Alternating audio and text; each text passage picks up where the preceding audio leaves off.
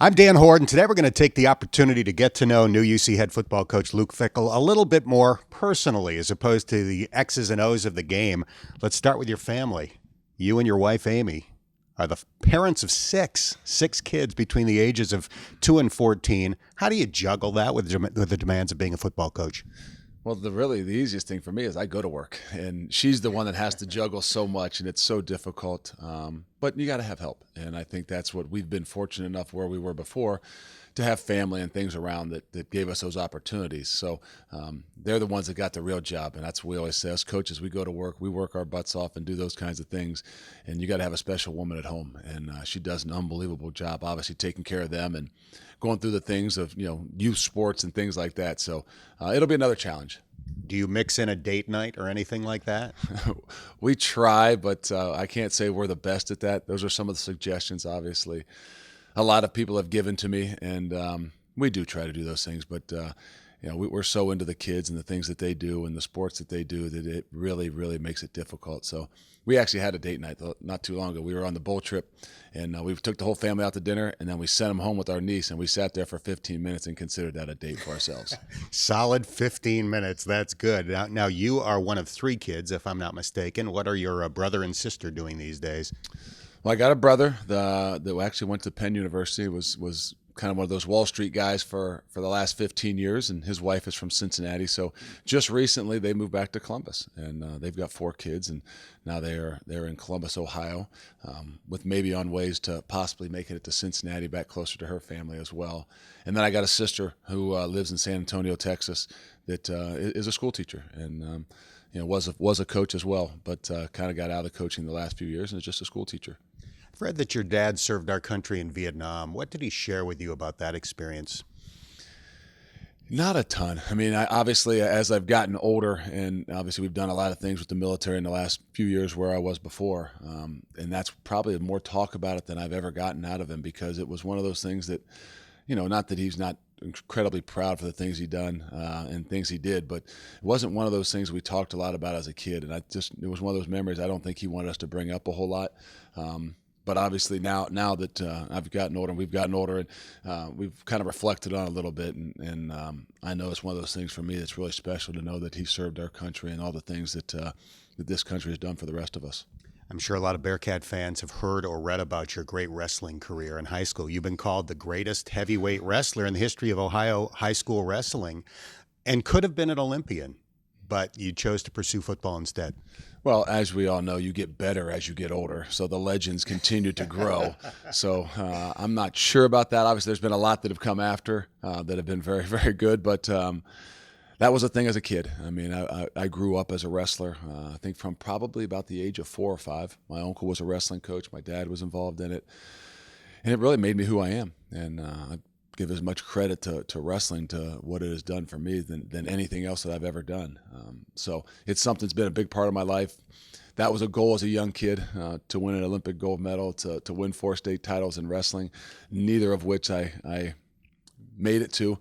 But those things that's where you always set the bar so high and the sky's the limit, that another one of those areas that wrestling has shaped my life. I've seen some of the YouTube clips. It's impressive. But when you went to Ohio State, you originally intended to do both, right? Football and wrestling. That's all part of that recruiting process. But it's one of those things that was such a part of your life, you didn't want to ever give it up. Then you get in the realization of some things. And to be honest, I hope you don't ask about it, but I did venture into the wrestling side of things for a little while, my second year at Ohio State. And just a little too tough, a little too difficult. It's not a sport that you can dabble in. As much success and as much as I enjoyed it, it kind of didn't fit as well with the whole football side of things, especially the way that I did. I wrestled. So you start out playing football on the defensive line, and initially you're alternating with Dan Wilkinson. Bengals fans certainly remember Big Daddy, who had a long NFL career, productive NFL career, but never became the superstar that I think most of us expected him to be. Did that surprise you? Yes, and I guess when you're the number 1 player taken overall, it's going to be very difficult, maybe sometimes, to live up to those expectations, because all they look at are sacks and total stats. But if you ask a guy named Jeff Ulenake, who was a strength coach with us, played 11 years in the NFL, he would say Dan Wilkinson was one of the best he ever played against. He didn't get the credit. He played every snap. I know Bengals fans might not see him in the Hall of Fame and say we spent a lot of money on him, but he was an incredible football player and played a long time. But the amazing thing is, you're right. He was just Dan Wilkinson he was 1 year ahead of me. He was just Dan Wilkinson, and we actually rolled every 3 plays in the first game of the year. I think it was Louisville, my freshman year. And by midway through the second half, or maybe it was the third quarter, finally Coach Young, our defensive line coach, looked at me and said, "You know what? I think we're going to just leave him in here, and I'll tell you when to go in." I was wondering how long it was going to take him to figure that one out. So, a great player, a great man, a great guy, and still stay in contact. You may be humble, but you started 50 games at Ohio State, so you had a great career. And before your last one, the Rose Bowl, you tore a muscle in your chest off the bone, like 2 or 3 days before the Rose Bowl victory. How did you play? Well, I don't know that I played really well, but it was one of those things that, they gave me, the coaches respected enough, and they said, "Hey, we want you to play. We know you can play. Whatever you can do, we're going to let you do." And I said, "Look, I wouldn't do anything to hurt the team. I'm going to give it everything I got. I'm going to give it every shot I got. I'll let you know if I don't think that I'm the best guy out there and what I can do for the team." And at that point in time, adrenaline takes over and those kinds of things. But you're going to be hard pressed in one of those last college football games to get me off the field, no matter what it was. You went to an NFL camp with the Saints. Who was the coach, and what do you remember about the experience? Crazy experience. Mike Ditka was the coach, and it was his first year back from probably being out for 4 or 5 years after the doctor's orders and all those things. But it was an incredible experience for me. I spent about 1.5 years in New Orleans, blew out my knee, was on the IR and things like that, but really got the experience to a lot of different things. Coaching staffs, coaches, the way they coach, the way they do things, what that league was all about. And it was a short career, but yet nonetheless one of those things it's an experience that I'll never forget. So you get into coaching, but I've read that you considered becoming an optometrist. Is that the case? That's what my wife thought. That's probably how that whole relationship continued to grow, thinking I was going to be a doctor of some sorts. But I was a pre-med major, and you know how things happen. You don't know. I mean, I wanted football. I loved football. And one of those situations when you get hurt, and I had that time in New Orleans to reflect and do a lot of things that I probably never did because I was just 100 miles an hour going forward. I'm going to be a football player. I'm going to do whatever it is I need to do. And when you're hurt and you have time to reflect, you kind of step back. And that's when I started to decide, do I really want to go back? Do I really want to go back to school? Is that really what I see myself doing? And my father told me one time, he said, no matter what you do, find something you love to do because you don't want to get up every morning and feel like you're going to work. And that's what he did. He worked on the railroad for most of his life. And I saw him, he had to do what he had to do to support our family. And those kinds of things always hit me as I reflected. And I said, the people I respected and loved and cared for as much as anybody outside of my family were my coaches. And I figured it wasn't the time I wanted to walk away from sports and competition. And it was the next best thing. Coaching is the next best thing to playing. You've been part of national championship teams at Ohio State. Was that experience all it was cracked up to be or more? It is. Every experience, those years are different, but those experiences are unbelievable. And it's not just, hey, you won a national title. It was the experiences that you got to watch those guys grow and how they grow and in the fashion in which you did it. But to see, for me, again, those things happen. They're gone in their past. It's the memories. It's the journey that you really go through that I try to remind those guys all the time that that's what it's really about. But obviously when it ends like that, it's something special. It's something you'll never forget. But that's what drives you because for my first chance at taking a step away from that, I want to be able to create that. And does that mean you're going to win a national championship? Is that what your goal is going to be? Is that what you're going to – no, but I want those guys in this program to be able to experience that euphoria, that ability when those white ropes come up and everybody else has to get away. And only the people that have fought and clawed and scratched every single day to do the things that you need to do to be successful, that's what I strive for, is I want those guys to have those experiences. Have you spent much time in Cincinnati in the past?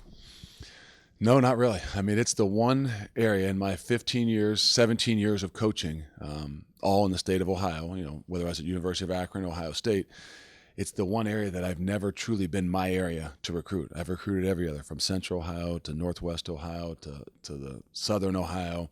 It's the one. Now, I've recruited it. I've recruited guys and plenty of guys down here, but have never truly spent that time to get to know the place, to know the area, to know every one of the high school coaches. So it's exciting for me because I need to get out there and make sure I meet all these guys. 6 years ago, your wife Amy supposedly said, I think Cincinnati would be a great place for us as a family if you get the opportunity to be a head coach. Does it almost seem like fate that you wound up here? Well, we're very faithful people, and we know that God has a plan. We have 2 sets of twins, and not that we designed or planned on those things, and we ultimately would go with it. Hey, it's not our plan; it's somebody else's plan, and we go with it. It was something that we've always talked about, and our philosophy. We had a great job. We enjoyed where we were. We loved where we were. We were close to family, but we always said, hey, if we're going to go someplace, if I'm going to take that next step, it's got to be right for the family. And that's a big part of what we do. And that was one of those targets to say, hey, that would be a place that I could see us going, raising our family, our kids going to high school, living there for 10, 12 years, not a place where you're going to try to get in, get out, go to do something else. So that's why it was a target for us. We love the state of Ohio. We're obviously all about Ohio, but it's also a place that we felt like we could truly, truly raise our family. Last question. How often has somebody come up and said, hey, are you Adam Sandler? It's been a little bit longer since they've done that, but I used to get that quite a bit. It was actually Billy Madison. For some reason, a bunch of kids thought maybe that was when that movie was out a little bit more. But I've gotten it a few times.